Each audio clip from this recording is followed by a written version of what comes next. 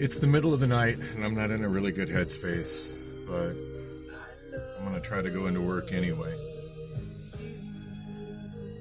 At least I got the soothing sounds of Lionel Richie on the radio. And hopefully that doesn't result in a copyright strike or this video getting blocked. It's a shame I have to think about that with every song that comes on the radio, just in a video product which was basically project or product, depending on your point of view, which is essentially just me, sharing my life as it happens around me. So it's 1:27 a.m. Wednesday night, late Wednesday night, although technically Thursday morning, March 16th, 2023.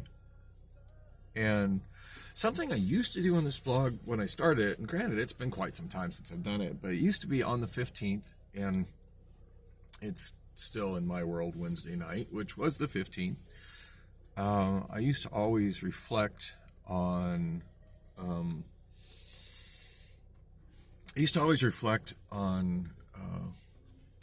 where I was in terms of money for getting through the month. Mostly because when I started this vlog, I was just in such bad shape financially, and it just kind of helped me regroup on like how much money I needed to scrounge up to not be homeless at the end of the month or lose my storage or start going into collections with credit cards, that sort of thing. And amazingly, I pulled myself through that. Well, honestly, I can't say I pulled myself through it. Priscilla helped me through that, as much as I was mostly unhappy sharing space with her. She did definitely help me through that. So I'm shooting video on my Obamaphone right now. Obamaphone number 4, the new one, the ANS, whatever the hell it is. Although I had a weird thing happen with it yesterday. So I never really did figure out what my previous Obamaphone was. On the splash screen, it said TCL, and there was a brand logo on the backside that said T-Mobile. And not on everything, but on some things, when it would be detected and I'd get a notice saying, from like Amazon or Google or whatever saying, or Snapchat saying there was a new login on device, and that would name the device. This is not authorized, click here to secure your account. If this is authorized, you can ignore it. Or on some of them, like usually Amazon will want me to click, and I think Google does this sometimes too, want me to click and confirm that that's me. Anyway, on Obamaphone 3, the TCL T-Mobile thing that now has a completely smashed screen that won't let me log into it again. That's a separate tragedy. Wow, I have had this song stuck in my head like all week at work. Why? I don't know. Because it's catchy and it still gets played on the radio. It's Frankie Valli. What's not to love about Frankie Valli? This was like way past Frankie Valli's like prominence as an artist too. This was definitely a comeback late in the career kind of song. Although people seem to forget that.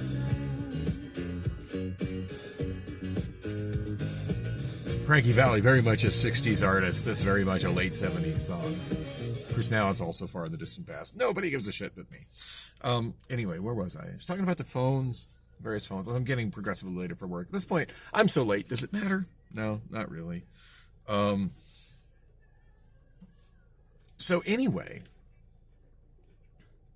as I've mentioned, when my new Obamaphone, when I log in on stuff and it's identified by however the apps identify it as a device, it's listed as ACK, like the sound the aliens make on Mars Attacks, ACK, A-C-K, and a 4-digit number that I don't remember because numbers just all jumble into the same mess in my head unless they really represent something.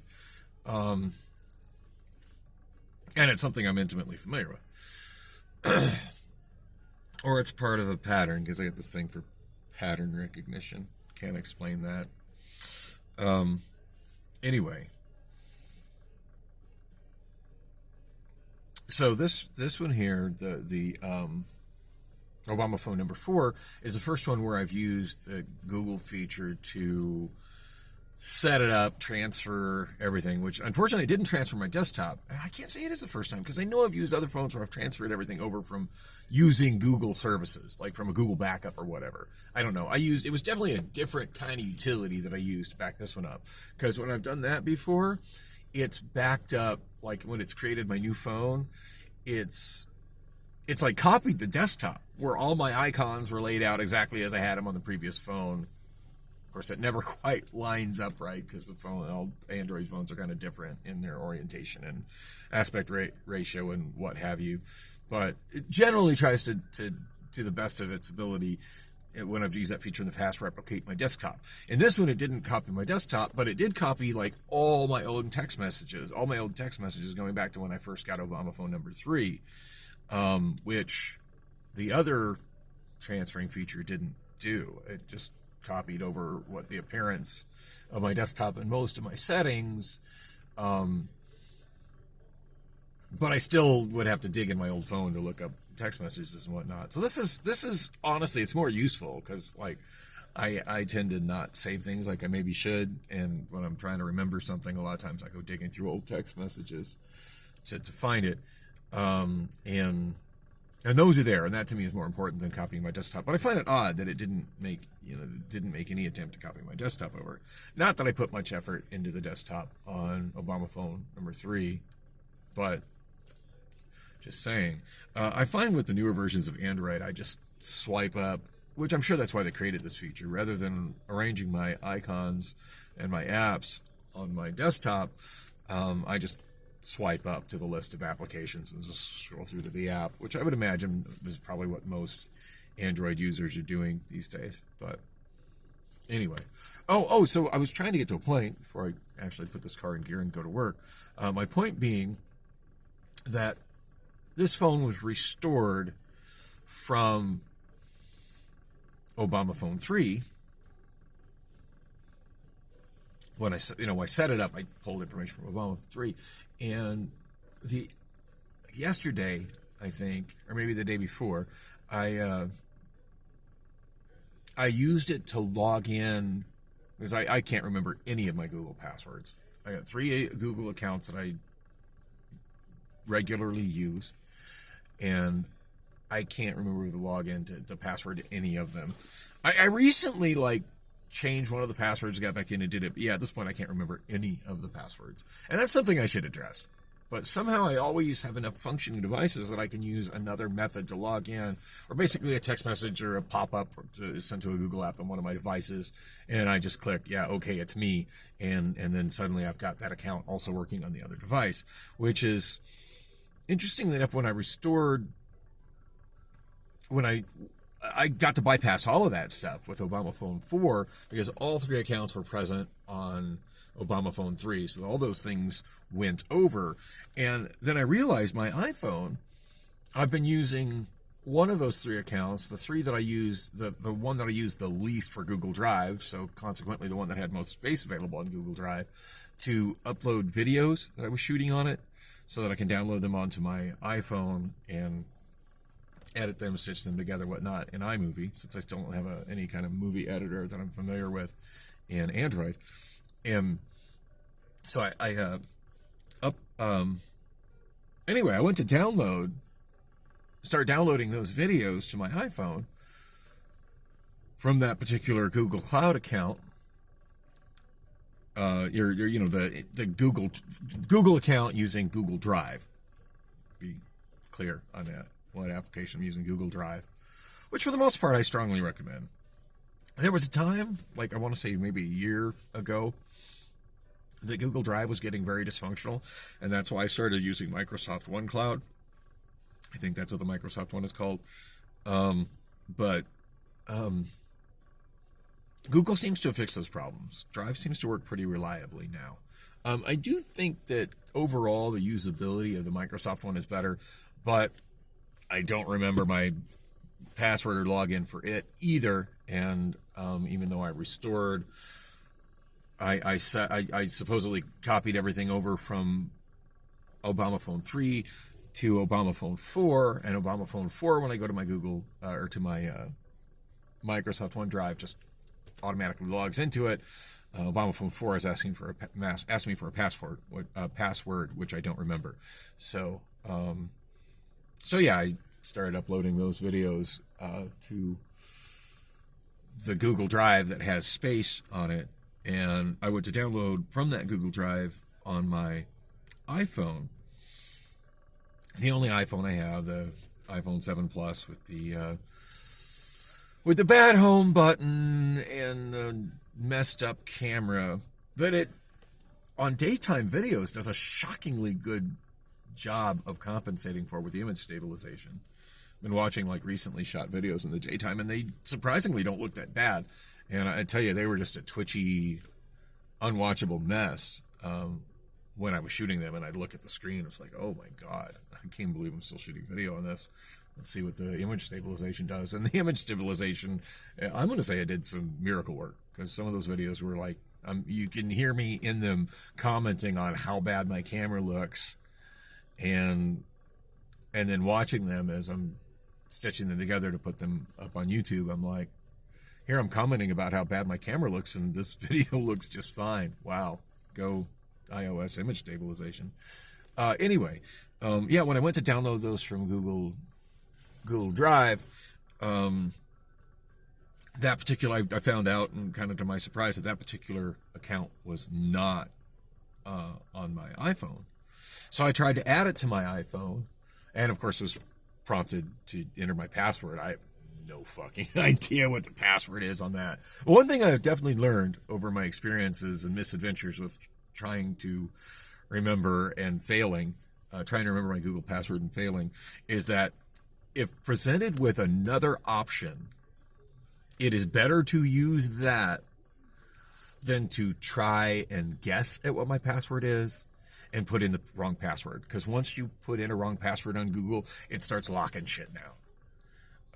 Whereas if you don't do that, all these other options, such as clicking OK on a Google app or entering a code that it's text messaging to one of your devices or emailing to you, those options will be available. If you put in a wrong password, it starts taking them away. So, I mean, that's what resulted in that trip of me driving to Boulder a few years back, which unfortunately was before I was vlogging, so I have no video of that. But I've talked about that trip several times in my vlog, and it was a bad situation that almost I honestly it had me having some pretty intense suicidal thoughts, which no web service that should have that effect on anybody. So yeah, I try not to take that shit that seriously now. But anyway, my point that I'm trying to get to, but all these other things kind of go to. Anyway, when it sent, Herman's Hermits, Peter Noon. I met Peter Noon about 3-4 years ago. He is a cool guy. If you ever get a chance to see Herman's Hermits, go. They still put on a great show. Of course they did this song. Love Herman's Hermits. Thanks for that, Ma. Okay, so where was I? Sorry, Herman's Hermits come on the radio, and anything else is just not important for at least a few seconds. So anyway, I used that, try other options, and the one thing it gave me was to just okay it on another device that's logged into it. So I'm like, yeah, okay. And knowing that my new Obamaphone has popped into it, and because I uploaded those videos to my Google Drive on the new Obamaphone. So sure enough, it gives me a pop-up just directly from the Google app. Not a text message or anything, but the Google app, just part of the operating system, gives me a pop-up asking, saying, hey, iPhone 7 Plus or just iPhone, whatever's are you trying to currently access this account right now from device iPhone? And I clicked yes, And then the iPhone was logged in and it incorporated into my iPhone. So no problem using it on my iPhone. But what I thought was odd, and this is the point I'm trying to get to, that's taken me 15 minutes to get to. I should be at work. As you can tell, I'm not that enthused about going to work right now, although I really should get there. Although I'm so nervous I'm going to be in deep shit when I get there, and I'll explain that on the drive because that's a whole separate thing. Anyway, so I end up getting in my Gmail shortly thereafter. Or maybe it was pretty sure I get in my Gmail just kind of a security warning type email. Just an extra layer of protection from Google, and I appreciate it, telling me that my account associated with blah blah blah email address was accessed by a new device, and that approval was given on a different device. If I don't recognize this activity, I need to secure my account now. And what really kind of caught me as, whoa, that's weird, was in that email, it said that the device that approved the access was a Revel 4, which, if you were paying attention to my rambling, is how Obamaphone 3 was often identified, as opposed to AC whatever numbers, which is how Obamaphone 4 is identified. So for some reason, because I've restored this device to Google, set this device up Google with information from Obamaphone 3, Google, at least in this instance, is identifying it as Obamaphone 3, not Obamaphone 4, which is what it physically is. So, and I'm sure it's probably mind-numbingly boring to everybody, but I find it very interesting because when you're as many devices deep into Google as I am, and you're as bad at remembering details like, simple things like passwords, it matters. So, Priscilla's asking if I'm back to ignoring you. You ignored my needs all night Friday night and all day Saturday. So, what comes around goes around, sugar. So, can you all see it? Windshield is covered in rain. It was a very wet day today, apparently, while I was sleeping the entire day away.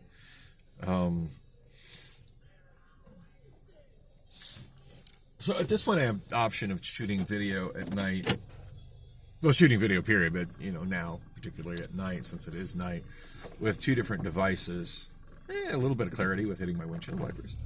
With two different devices, my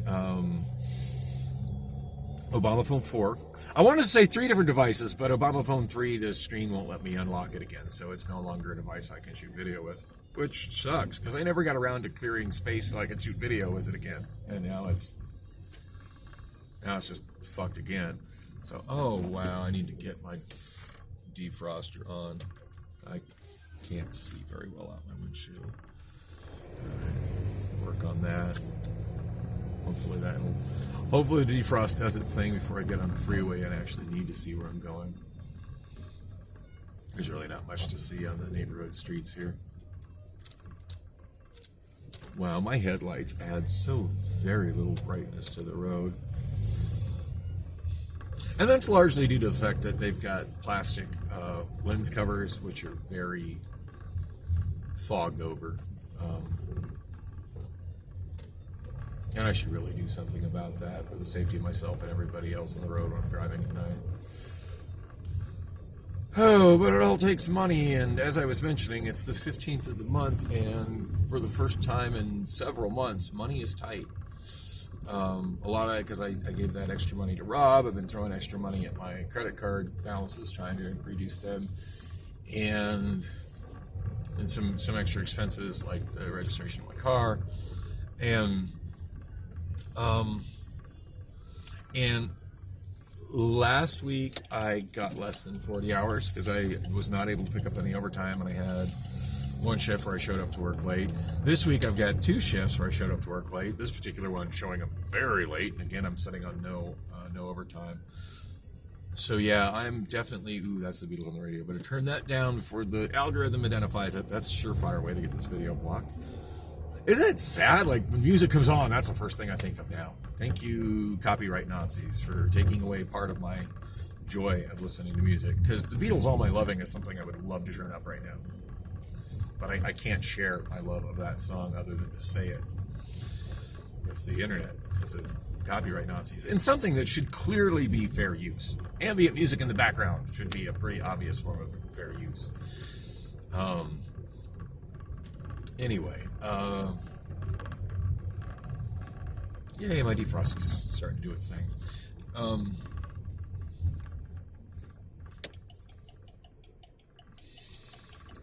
Anyway,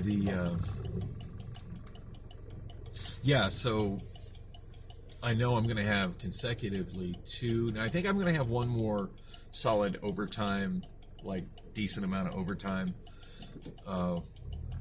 direct deposit. In fact, I think that one probably posted today.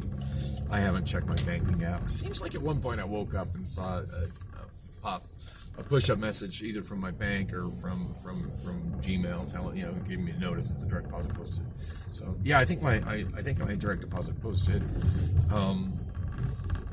So there's that. But yeah, my next 2 paychecks are going to be way smaller than what I've gotten accustomed with working overtime every week. So yeah, money this month gonna be kind of tight, especially adding to the fact that I very much need to get my insurance paid, and I know that if I do anything less than pay for a 6-month account all at once, then I'm paying way more for insurance. If I do that, I'm paying way more. If I don't do that, and opt instead for monthly payments, I'm paying way more for insurance than I need to be. That's motivation number 1. Motivation number 2 is it puts me into that risk area of forgetting to make the payment on time. And I'm way worse at forgetting to make payments than I am at actually not having the money to make payments.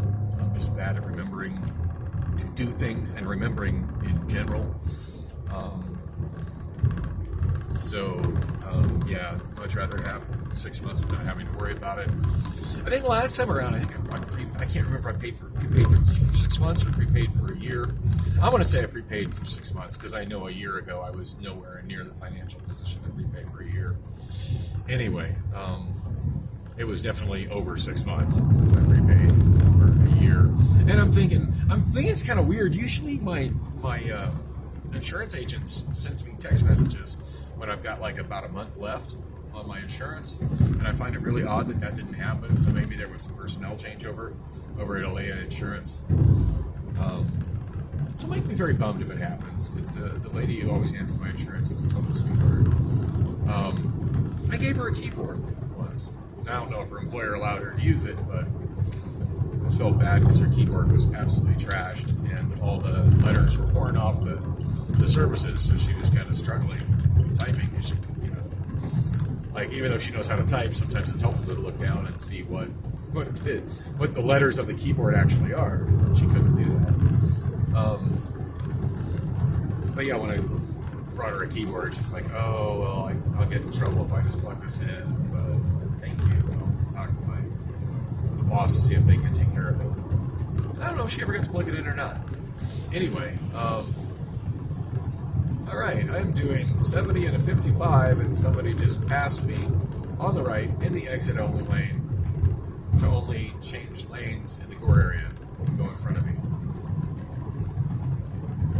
It doesn't matter what time of the wee hours of the morning it is, there will be shitty drivers on Phoenix freeways.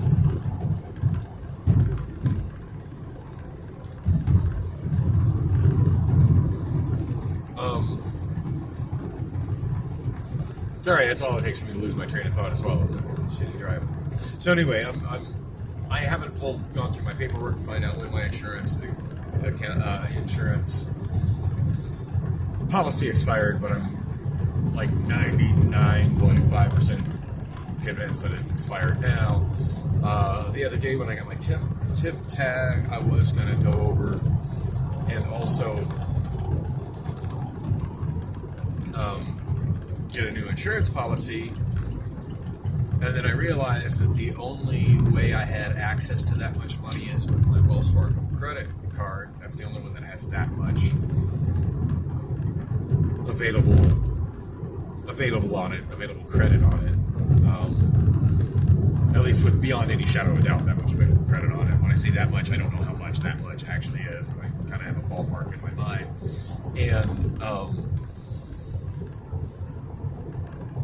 And that card has been physically missing for months. So without the physical card, I'm pretty sure I can't run that card there. So, which gives me the option of other cards that I don't have that much of a available balance on, or actually, giving them using my debit card, which is how I usually pay. Which there's not much money in that account because I pulled so much money out last week to give it to Rob. So yeah. Anyway, I really should have handled that today. That's probably the most important thing I should have done today. As soon as that direct deposit, the advance on the direct deposit hit through Wells Fargo from Amazon, and I didn't. So that's what I need to do after work. But I feel, and that's fine. I can do that after work. The other morning when I was crushing cans, I forget what morning that was, but not yesterday, probably the day before. We got another guy speeding and passing on the exit only lane on the right. At least he's a lane over from me, but still, amazes me how people feel the need to drive faster than the flow of traffic to save, potentially a couple of seconds. So, I looked up what time they open, and it's that time of day where it's kind of a struggle for me because it's after I often try to go to sleep, which is definitely a daily struggle for me working the graveyard shift at Amazon. I want to say they opened at 8:30 a.m. Yeah, I got to not yesterday morning, the morning before I got to. And I wasn't shooting video that morning, but I got to storage, which that's the whole reason I haven't ordered another credit card, replacement credit card for the one I've misplaced. I'm sure it's in my bedroom somewhere, because there's been no unauthorized charges showing up on it. I'm not worried about somebody else finding it in the slightest, but yeah, that one is set up for auto payment of my storage at UStore, and it keeps that payment goes through without fail every month. And last time I had a change with that card, it created a lot of chaos in my life, trying to take care of the fact that that payment stopped going through automatically. So not having access to that line of credit is actually less of an inconvenience than the potential of UStore not getting paid by itself when it needs to get paid by itself. So it's always a matter of choosing which is the lesser evil. So yeah, not having access to physically using that card on things that it's not already part of the account is definitely the lesser evil that I can deal with. And also, let's keep in mind, I'm trying to get that card paid down to a low balance, so being limited in the ways I can use it is kind of helping me with that goal. So, anyway, I should probably explain why I'm heading to work so late. Oh, and also why I'm nervous that I'm going to be in trouble or maybe my job being on the line when I get there. So I always say, oh yeah, if I'm tired, I'm going to just clock out early and go home rather than risk the potential of making a mistake on the forklift. You always say that. Sometimes when that situation hits, reality is another thing.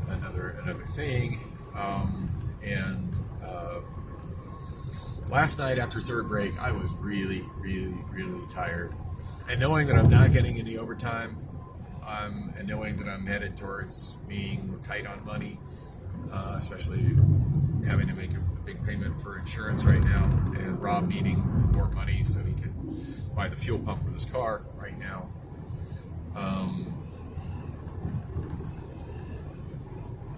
Because obviously he needs the cash money to get that. It's, you know, his labor he'll float me on, but parts, I kind of got to at least have most of that money to make that happen. So anyway, so yeah, I'm trying to push through it. Also, my commitment to trying to get the work that I'm doing done, which is the pallet receive. Now, John was working with me last night, so John and I together are, you know, make for a hell of a team. And there's also a Hispanic water spider who's been helping us as well. And I should really know his name, because that guy's been cool as shit about it. At first, I was kind of resenting him kind of getting involved, but now that I am starting to get a better grip on like how he's doing what he's doing, it's the help is appreciated. You know, just now I'm starting to wrap my head around like where he fits in what I'm doing and how to maximize that and not be having a power struggle towards trying to get the same work done. You know, so anyway. Yeah, I was very drowsy, and I want to say maybe 15 minutes before the end of the shift, or not before the end of the shift, but before like the end of when I have to stop working and just wrap shit up and go put my forklift on the charger. I had what would definitely be considered a pit incident. And I think a lot of that had to do with the fact that I was operating the forklift while drowsy, and I'm just more inclined to make mistakes. I actually had two things which could be classified as pit incidents yesterday. First one, since I'm almost at my destination, there's no point in really talking about it, because it was so extremely minor. Nobody saw, of course the cameras saw me do it, the cameras see everything, but like nobody actually saw me do it. And the little bit of damage that I saw, maybe I did it, maybe it was already there. It was just cosmetic damage. Very, very extremely minor, something that somebody's not likely to notice, and it's damage on something where pretty much all of them are already damaged in exactly the same way. So, I mean, yeah, even if you have video with me, like, if somebody does see that this video of me bumping it, then they'll see video at one point of me stepping off the forklift and looking at it and moving it out of the way. If they ask me about it, you know, I'll say, hey, it looks exactly like it looked like the last time I looked at it. Yeah, I just barely nudged it. I didn't cause any damage. That's my story, and I'm sticking to it. So, yeah, didn't report that. For that reason, I just saw it. I'm like, yeah, I'm not reporting this. But note to self, don't do this again. And I know I was being kind of cryptic on what it was. Basically, I lightly bumped the fan as I was going in. I knew I was driving directly under the fan. I was only carrying a single pallet of pallet receive. It was a truck that I was making 0 attempts. Actually, come to think of it, it was totes. But it was not double stack totes. It was just a single pallet of totes on a truck that I was making no attempt to double stack because the pallet receive that was in it was extremely heavy, and it just seemed pointless to try to pull all of that out and double stack the totes to have a potentially overweight trailer. Just made more sense at that point to put even though I was getting stackable totes coming in, there wasn't a whole lot of room left on the trailer. It just made more sense to put them all in at a single level and finish off the truck, especially considering how light the flow was for that particular arc. And by arc, I mean destination warehouse. I'm not sure what ARC stands for, but that's synonym for destination warehouse. And then the three-letter designation and number, three-letter and number designation for it. Anyway, going into that, I did see the fan. I was looking right at it. And I know there's an issue with hitting the fan with double stack pallets, and I always maneuver. Whenever somebody's dragged a fan to where it obstructs the entrance to the left side of the entrance to the truck, the first time or two that I go on with double stack pallets, I'm generally very cognizant of it. I maneuver around it, and the next time I'm on my feet as opposed to on my forklift, I generally make a point to turn it off, pull it the hell out of the way. I don't understand the drivers that seem to think it's a good idea to leave those stupid things in the way. It's an obstacle. If I need light in the trailer, I've got two bright ass banks of LEDs. Actually, yeah, two separate, plenty of lighting on the forklift that is a button push away. I don't need that obstacle with the fan and the light on it. In my damn way, don't need it. I hate how short this light is, but I understand why it is the way it is. And I'm not going to get sidetracked in explaining that because I could. There's a pedestrian approaching on the right. It's an odd place to see a pedestrian at nearly 2 in the morning. Or is it exactly 2 in the morning? It's actually 2:02 in the morning. I guessed right, 2:02 in the morning. My clock is now 5 minutes behind in the car. I've given up on resetting the thing. It's just easier to keep track of how far behind it is, and it's now become 5 minutes behind. I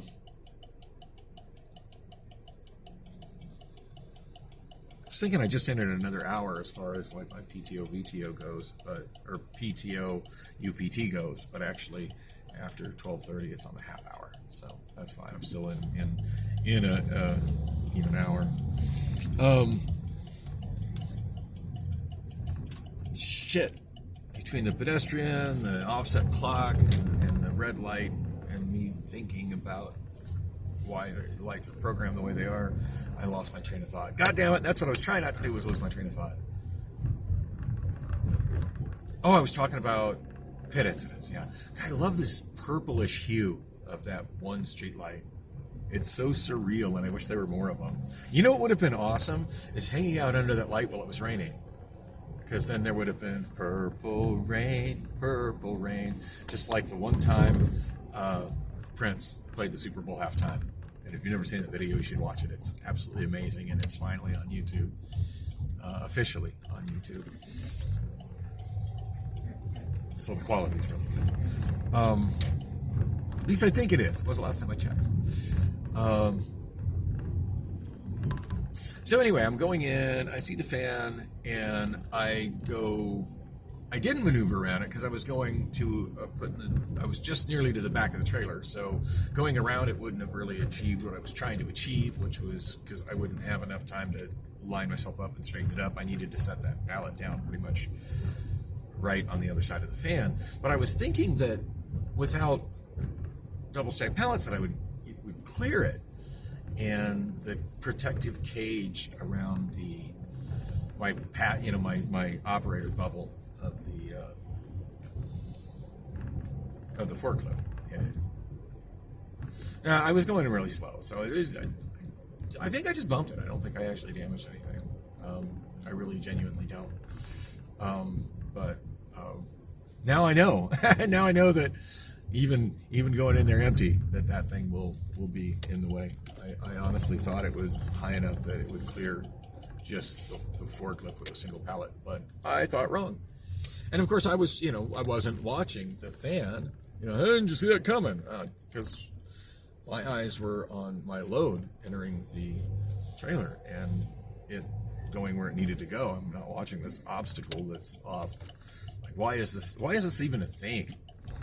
Like, I get why it's a thing. It's important for the people to have fluid unload and fluid load, but for docks that are loaded with forklifts, it's potentially problematic.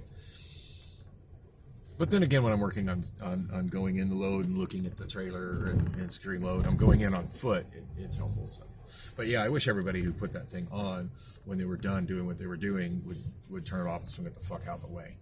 So that's not the pit incident I'm worried about getting in trouble over, even if that is seen on camera. I'm pretty sure I can smooth talk my way out of why I don't feel that was an incident. It was just me slightly bumping something, noticing I bumped something. I checked it and didn't see any damage that wasn't there already, and went about my day. The other thing that happened it was a problem, and I immediately got on my radio. And I was like, Dustin, do you copy? And he answered him like, yeah, can you please come to dock door? Which is my way of getting him to come look at it and assess the situation without announcing over Channel 7 to everybody that monitors Channel 7, which I'm pretty sure includes Whitney from Ops. In fact, I know beyond a doubt it usually includes Whitney from Ops, because occasionally people message her on copy, people call for her on there, and she usually answers. So, yeah. Yeah, saying you did something on Channel 7 is like publicly announcing it to the world. Of course, here I'm announcing it on YouTube, which is probably even more so public, which is very much more so publicly announcing it to the world. But hey, there are a lot more people monitoring Channel 7 of our radio network here in Amazon in real time than there are people who watch my vlog on YouTube. So, everything is relative. So anyway, yeah, I'm not saying what happened on Channel 7, because that's just the surefire of like shoot myself in the face, chopping off my cutting off my arm to stop the bleeding thumb, kind of to give a really bad analogy. But and I really want to get this out before I can go in and potentially face the music and have to deal with the fact that I'm showing up hours, like well over half my shift late. I didn't even get a chance to explain like why I'm late, but I'll get to that in the next video, or I won't. 41 minutes on what could have easily been a 15-minute drive. Go me. It's all right. I need to clear my head more than I need to get to work, honestly. It's just a mental health thing. This is my therapy now, since I've lost my therapist. So thank you all for participating in my personal therapy.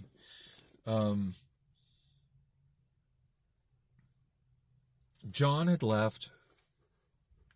The way that John arranges totes when he's planning on stacking them and putting them in a truck is radically different from the way I arrange it. And it makes me uneasy when he does that and he leaves them in the zone and doesn't load them in the truck. I get what his reason was for doing it. I don't slide him for that, but and I could have just chosen not to try to load those because they're arranged the way he did it, but I went ahead and scanned them and loaded them in a different way than he would have loaded them, because I'm very uncomfortable with the maneuver needed to get in them the way he stacks them. Every time I do it, I feel like I come entirely too close to hitting the safety barriers at the front of the loading zones, and I'm not comfortable with that maneuver. So I went at the side, which of course are not stacked for that. Anyway, he had 3 stacks set up, scanned them into the truck, no problem. Empty truck. He had just recently docked. I made the pinwheel for it, which is the written manifest, and I did all 6 pallets, wrote them down. First 2 stacks into the truck without incident. Second stack, I'm going in the truck. And usually when I go into trucks, I know that sometimes the clearance with the double stack totes, which are just shy of like the height of the truck, like there's not a lot of room for error in the clearance on that. That's Amazon trying to make the most out of use of the space in the truck. Like, I get it, and I know this, and because of this, I'm usually always super cautious and slow when I go in, and I do pretty regularly tap the top of the door with the top of the stack of totes, at which time I back up a little bit, stop, lower my forks, change the angle as needed, and then slowly ease myself in. Occasionally I bump it enough that it slightly makes the top of the UPP lid a little bit ajar, a little bit crooked or whatever, at which point I'll lower it. Sometimes I'll reach up and I can just kind of bump it with my hands and it'll pop right back into place. Other times it's like, well, I guess I got to downstack this and fix the pallet and then stack it up again. It's some time I don't get back, but hey, at least I'm not messing anything up. Safety first, safety over speed, blah, blah, blah. Let's not damage any Amazon, product or materials, right? Anyway, this is the first time ever that I bumped the top and I was going fast enough that it damaged the UPP lid, knocked 2 totes completely from the top of the pile to the ground. Sometimes it has them a little crooked, but I've never knocked them down. knocked 2 totes on the ground to where they landed, and the goods went splashing out of them. And then me, obviously needing to back up and, get off the TDR plate and let my load down and figure out, shit, what next? In doing that, some of the products that came out of the broken totes ended up getting run over by the forklift. And as I've said before, the statistic they give us in the class, and they don't tell us specifically what motor vehicle, but they say that a forklift weighs 4 times that of a regular car. So, which is a really arbitrary thing to use as a point of measurement, because I'm sure that Mercury SUV right over there on my right weighs way more than my Saturn does. My Saturn is an unusually light car because it has a plastic body, not a metal body. Anyway, so bottom line is a forklift is very heavy, and if you run something over the wheels of a forklift, it crushes the fuck out of it. So there were some small products that came out of that, crushed the fuck out of them. So at this point, I can't just, plus I had 2 totes commingled their contents. So it's not a matter of just taking the stuff that fell out of like one tote and putting it back in the tote and putting it back on the pallet and adjusting the lid and getting it in the trailer. Like, whatever, no harm, no foul. Let's just move on with my life here. Yeah, some damage has definitely occurred. I'm deferring this to my manager. So, radioed, Dustin, do you copy? Dustin, you come to dock door. I forget what dock door it was. Doesn't matter. He asked me what the problem was or what I needed. I didn't answer that. I didn't even answer that. I just pretended I didn't hear that. Like, I'm not trying to draw any more attention to me asking for Dustin to come to that dock door than I did by asking Dustin to come to that dock door. Because, as I said, there's a lot of people listening to Channel 7. So, plus I'm in an area where I'm very extremely visible. So, some of those people listening to Channel 7, that would be enough reason for them to turn their head and say, oh, what the fuck did Dan do there? Just me calling Dustin to that dock door, I'm sure probably resulted in maybe one person monitoring that channel looking over and going, what's up with Dan at dock door, blah, blah, blah. Oh, shit. Oh, shit, look at that mess. Dan's got his forks in the air. He's off the pit, and he's stressed the fuck out. This isn't good. Yeah. He came over. At that point, I put the ball in his court. It's my understanding that the main reason I did not get fired when I had the robot incident, when I walked across the beam and into the robotic palletizer, which I've explained that on many occasions, so I'm not going to go into any more detail of it. It was a very minor in the way that I did it, but just that act is considered a major infraction. It's my understanding that the number one reason that I didn't get fired for that, when to my knowledge, everybody else that I know of that's ever done that, except I found out one other person, but I'm not going to talk about that, got fired because they didn't do this one thing that I did. And that was, as soon as I did it, I self-reported it to my area manager in less than a minute. I literally stopped what I was doing, stopped the other guy that was with me that I was explaining something, pointing in there, put my hand up to stop him from also entering it. And then immediately it was like, well, fuck. Better, I'm reporting this right now. Just whatever, face the music. Like, I did that. I'm owning up to it. I'm not, and I immediately went, reported it. That manager told me, hey, no problem. It's no problem. And then, of course, he approached me like 30 minutes later. He's like, it's a problem. I need you to fill out an incident report. I got safety at my ass about it. As I said, I didn't get fired. And it's my understanding that it's an Amazon policy. It's somewhere in the writing and the rules and the bylaws and whatever, which, of course, Amazon doesn't always follow all of those, but that's a separate problem, that you cannot be held responsible for something that you can't be fired for self-reporting or something like that. Obviously, there's got to be limits to that. I mean, if I killed somebody with a forklift and I went and immediately reported it, I'm sure I'd still get fired. I would hope. But I don't know the value of the merchandise that I damaged. I'm sure it was pretty low. It just looked like it was like vitamins, a few bottles of vitamins. But at any rate, it was something that definitely needed to be dealt with. I couldn't just pick it up and throw it in the truck. to me, the repercussions of that just seemed a lot worse. Plus, I mean, it was all on camera, and there's been a couple people recently suspended over things that were caught on camera that weren't reported. And miraculously, neither of them got fired. And one of them got his pit license back, which is fine. He totally should have. I don't feel he was at fault in this scenario whatsoever. Or had any control over the scenario whatsoever. Like, the fact he was ever suspended for any days to me seemed inappropriate.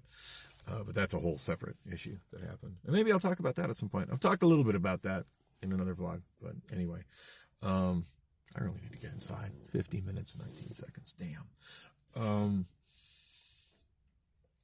Anyway, Dustin came over, ball in his court.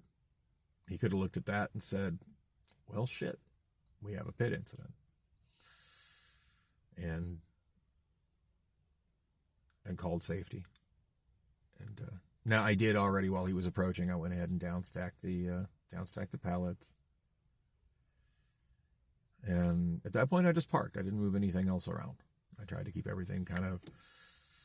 But I figured it was important that, because there were going to be pedestrians, in one way or another, there was going to be pedestrians entering into my forklift work zone. It seemed to me the safest and wisest thing was to downstack the pallets and have my forks on the ground when people started entering, as opposed to leaving the scene like it was. Like, you can all go through the camera and see how it was. I'm trying to make things safest possible for people that are going to come in and potentially investigate this. And look at it. So when Dustin entered, I did already have a downstack, so it's fine because he's not supposed to come within 20 feet of me if my forks are in the air. So he came in, explained what happened. He's just kind of nodded his head. He's like, it's okay, don't worry. And he started putting the product that had fallen over, including the broken pellet. He goes, we're just into the 2 totes that had fallen down. We're just going to bring this to Amnesty. He goes, the rest of that's going to be a problem-solved pallet. And I explained to him that, hey, what about the lid? The lid is broken. I can't secure the lid. He's like, okay, just put that with the damaged lids. I'm like, yeah, I don't know where those go on the south side, just on our side. So that was an additional issue, whatever. But anyway, yeah, so he just kind of sent me back to work and explained that's how we're doing with it. And